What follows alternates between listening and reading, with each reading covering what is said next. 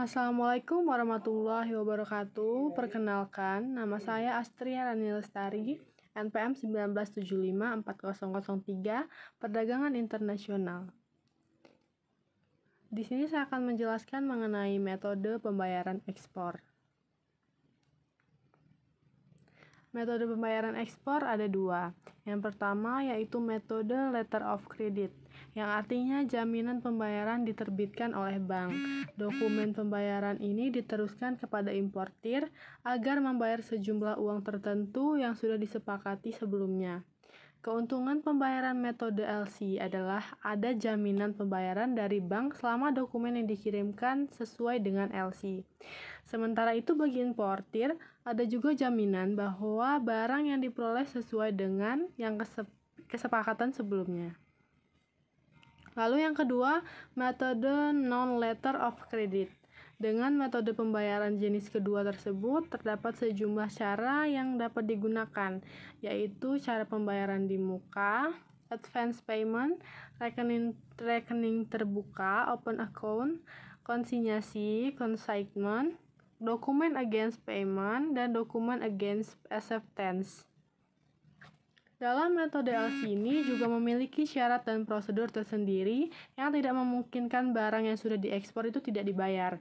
Sehingga metode ini sangat aman sekali digunakan untuk para eksportir.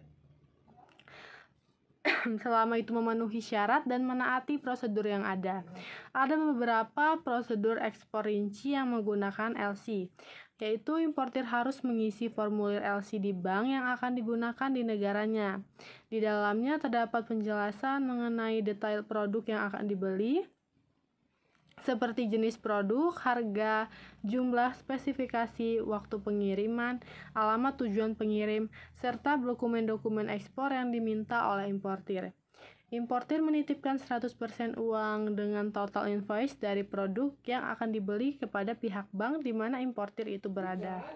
Bank importir akan mengirimkan LC ke bank yang digunakan eksportir. Bank eksportir akan mengirimkan pemberitahuan eksportir bahwa bank telah menerima LC dari bank importir. Setelah eksportir mendapatkan LC, eksportir akan menyiapkan barang ekspor. Kemudian eksportir akan menentukan jadwal kapan pengiriman barang akan dilakukan. Eksportir akan mengurus PEB, pemberitahuan ekspor barang, dan semua dokumen ekspor yang diminta oleh importir. Eksportir akan mengirimkan barang tersebut dengan menggunakan jasa forwarder. Jika LC memerlukan pemeriksaan barang oleh surveyor, pemeriksaan tersebut dilakukan bersamaan dengan pemuatan barang. Setelah barang dikirimkan, pihak jasa akan menerbitkan bill of lading. Dokumen akan diperiksa oleh bank eksportir.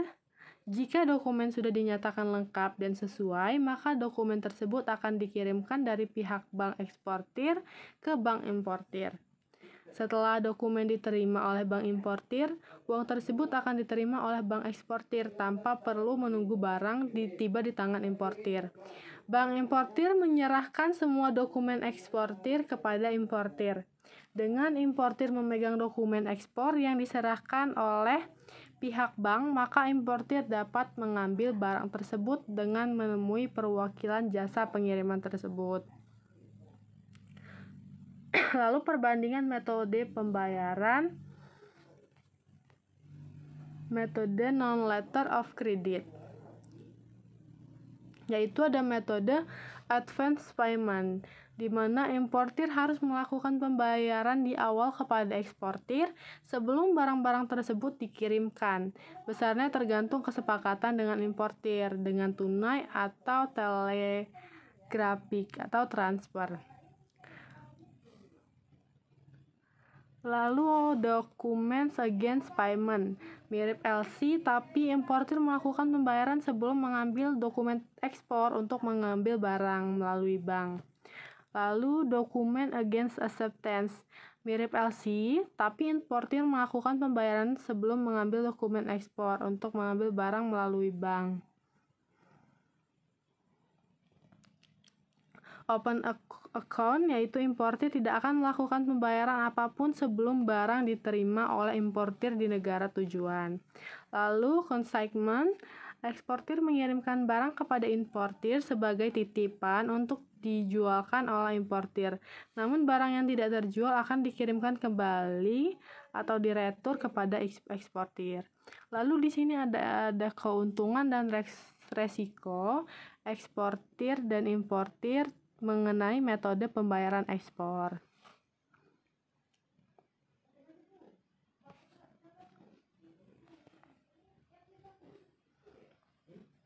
Nah, di sini ada metode pembayaran Doves against payment. Jadi hampir sama dengan contoh dari video. Yang pertama yaitu sales contract. Ya, di sini seller dan buyer itu menentukan mengenai kontrak dan menentukan mengenai produk apa yang akan dibeli dan kapan waktu pengiriman dan sebagainya. Lalu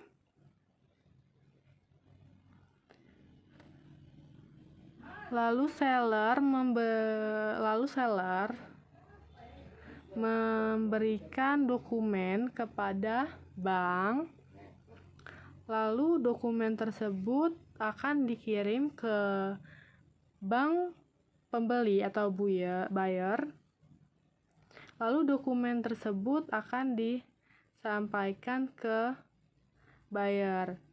Nah, lalu dari sini buyer akan memberikan uang ke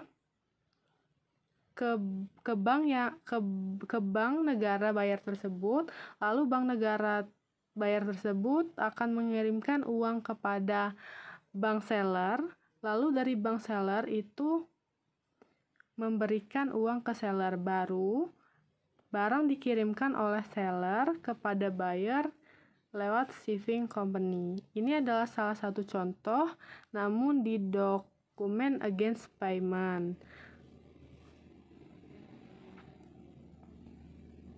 Jadi di dokumen against payment ini seller tidak menerima uang jika dokumen itu tidak, maksudnya seller tidak akan menerima uang dan buyer tidak akan menerima barang kecuali dokumen itu telah lengkap dan sebagainya.